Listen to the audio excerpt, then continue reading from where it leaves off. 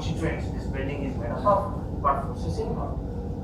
But science cannot able to tell us that there is a mind involved, a mind of the architect involved behind this building.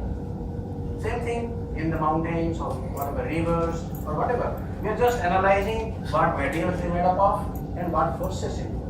But we are not able to see more than material and efficient causes. Material means what material is made up of? Efficient means what involved. More than that, there is mind involved. That we are not seeing. Mind of the architect is involved. And then there is another, what you can say, reality, the corpus. What corpus is building? So Aristotle talked about 4 causality.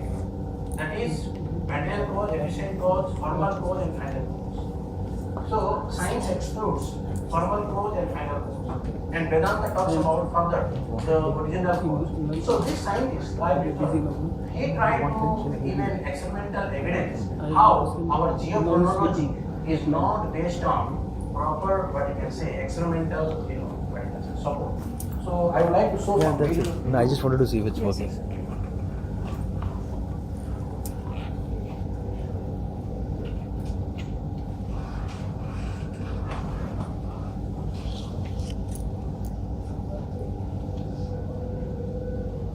Sedimentary rocks are fascinating because they witness the past history of the Earth. Their study should unveil mysteries about their formation and the history of living species. The principal features of sedimentary rocks include distinct stratas of relatively homogeneous material. Intermittent settling over very long periods of time figure among possible explanations of stratification. Internally, sedimentary rocks display microscale stratification or lamination of relatively coarse and fine particles. Because sedimentary rocks form from settling of particles underwater, it is instructive to study fundamental sedimentation patterns in the hydraulics laboratory. A mixture resulting from equal weights of coarse sands in black and fine sands in white is tested in the laboratory. Consider the. So I want to say what is this experiment about? Most of the rocks in the sedimentary rocks, that indicates the age of the different sedimentary rocks where the fossils are found, or fossil evidence. So this scientist, what he did, generally they believe the bottom of the rock is the oldest one and the top of the rock is the youngest one. So this scientist, I returned, he did an experiment in his Ph.D. work to establish that that is not the fact. The bottom of the rock is not the oldest one and the top of the rock is not the youngest one. It depends on the direction of the fluid flow and the pattern of deposition. So Nicholas Turner way back in 1600th century, whatever he has given, that theory was applicable for a long time.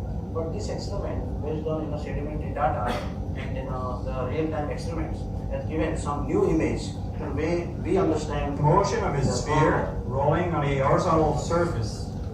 The radius of the sphere is r, the mass is m, the angular velocity omega, the translation velocity v is equal to omega times r. The moment of inertia of the sphere is equal to 2/5 of the product of the mass m and the square of the radius. The kinetic energy of the motion is given by the following formula. E is equal to 7/10 the product of the mass times the square of the velocity. This formula shows that at a given velocity, the kinetic energy of a sphere increases with the mass. It shows that coarse particles have a higher kinetic energy than finer particles. This example illustrates that rolling coarse particles have more kinetic energy than small particles. The mobility of coarse particles in front of obstacles or surface perturbation therefore increases. saying that larger particles can easily Consider a homogeneous mixture of coarse particles in black and small particles in between. When we set this mixture into motion, the small particles which have lower kinetic energy fall between the coarse particles and deposit on the bottom of the moving layer.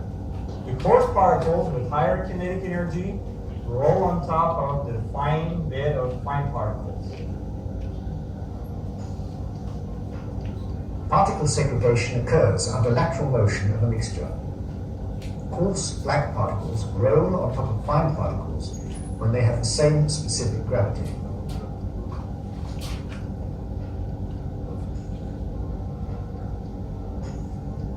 Submerged particles under hydraulic shear stress also display the same particle segregation characteristics. So it has The taken fundamental question about lamination is the following. Does nature produce repetitive segregation under a continuous supply of sediment? First, the submerged conditions are examined.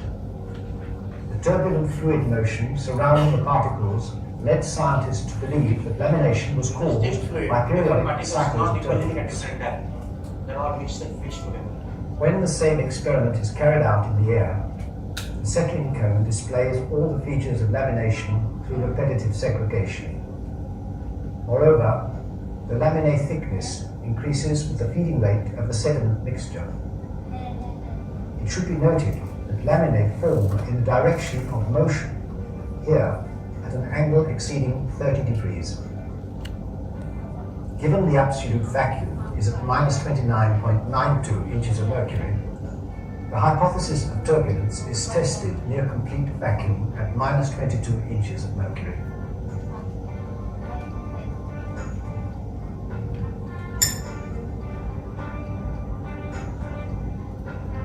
Lamination develops without the presence of a surrounding fluid. So you can see there is no different particles depositing at different depth. Lamination therefore depends on the mechanical interaction between particles of different sizes, different shapes, and different densities.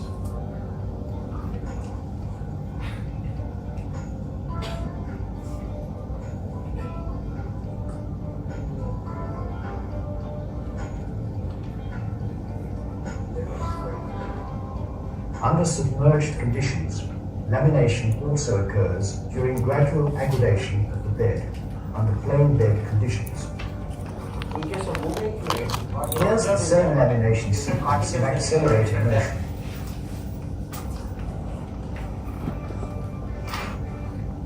Large-scale experiments on stratification carried out at the hydraulics laboratory. Initial time T1, the delta is comprised of three parts. The top set, the foreset, and the bottom set slope. Initial time T1. Over time, the coarse particles rolling on the bed slide down the foreset slope of the delta and accumulate as the delta progresses in the downstream direction. showing how the deposition pattern will occur when the fluid will move. Finer particles rolling on the bed settle and form a layer of primarily fine particles. The particles in suspension are carried through and deposit on the bottom slope of the delta. After a certain time interval, we get a second bed profile at time T2. The sediments accumulated on the bed from time